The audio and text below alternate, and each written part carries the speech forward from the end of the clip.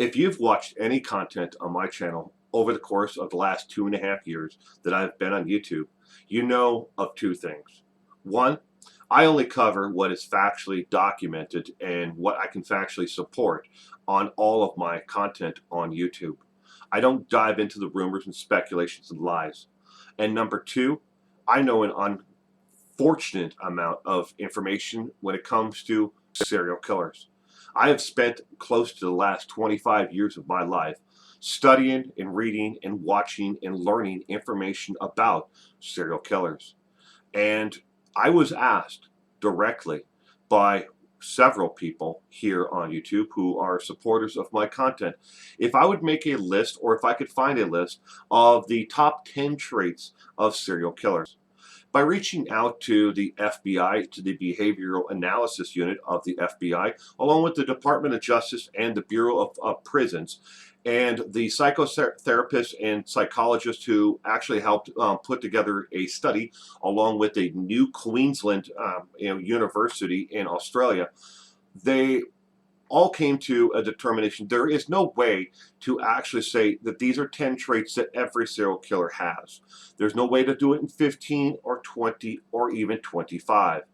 Every serial killer is different. They may have some of these features, they may not have some of these features, but please stick around to the end, and I will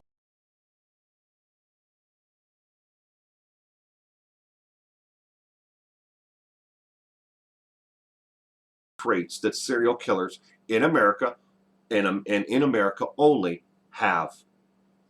Number one, not going in any order from most likely trait to least likely trait, but number one on the list is they're egocentric. They're egocentric, and they have grandiose behaviors and thoughts of themselves and their lives and how important they are within their families, their work, or other situations. Grandiose. Number two, they lack the ability to have empathy for their victims or those within their lives. It doesn't mean they have lack of empathy towards their victim, but anyone that is in their lives.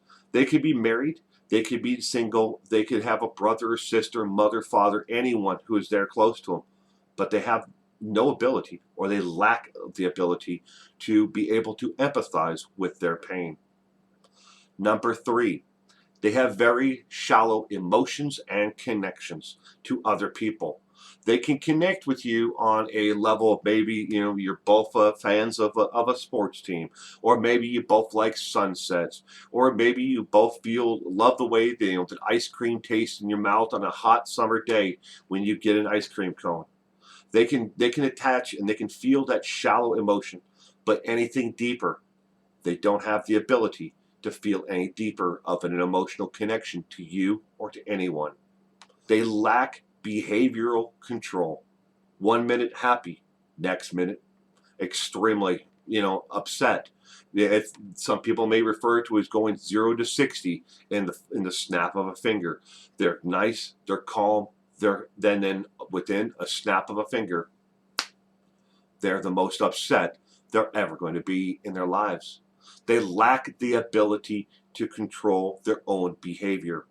They do everything they can to put masquerade that they are in control, but they're not. Number five, they are thrill seekers, or they have an extreme need for excitement. If they're not currently killing, they're trying to find some other way to get that adrenaline rush, that excitement, something. Going fast in a car, skydiving, going up in a hot air balloon. It's something that is going to give them an extreme euphoria from the rush of excitement. Number six, they're smooth talking, but they're insecure and insincere in their actual what they say. It's very common for a serial killer to be very smooth, to come off. They call it the Ted Bundy approach. They're very easy to talk to you, and they're very soft spoken.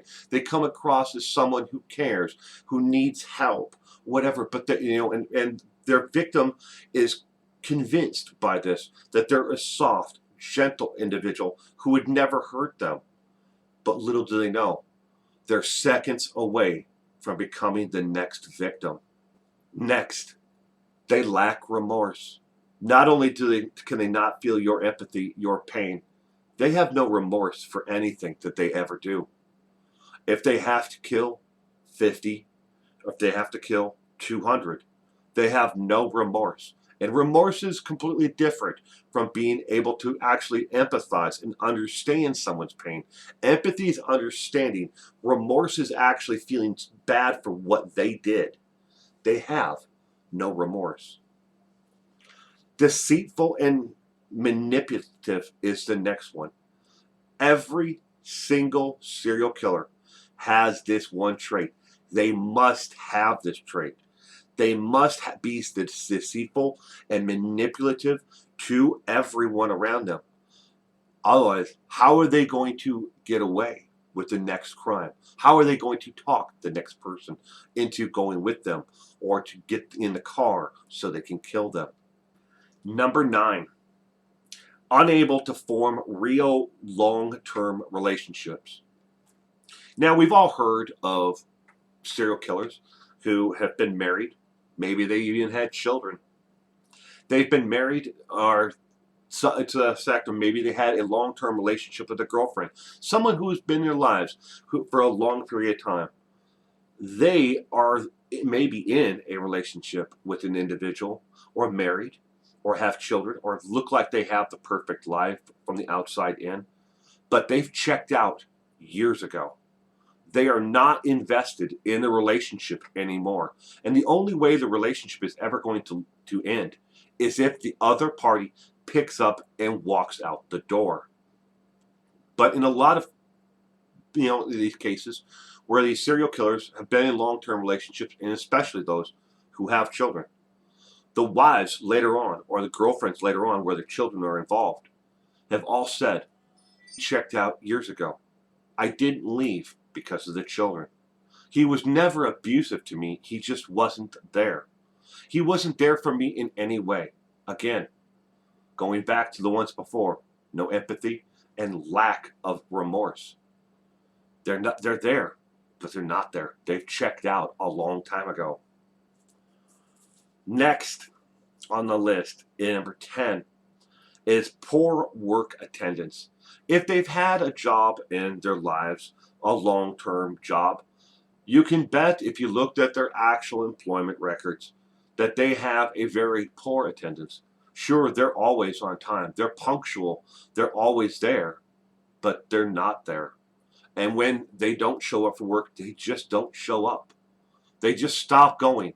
Or maybe they call in sick a lot because they have other things going on with them inside themselves. They're currently out there trying to hunt down and find that next victim. And it means everything to them. Everything. When that compulsion hits them, they absolutely have to be there in that moment. They see that perfect woman. They see the one that they want to grab. That is number 1. Job, work, security, everything else is secondary. But they may have poor work attendance.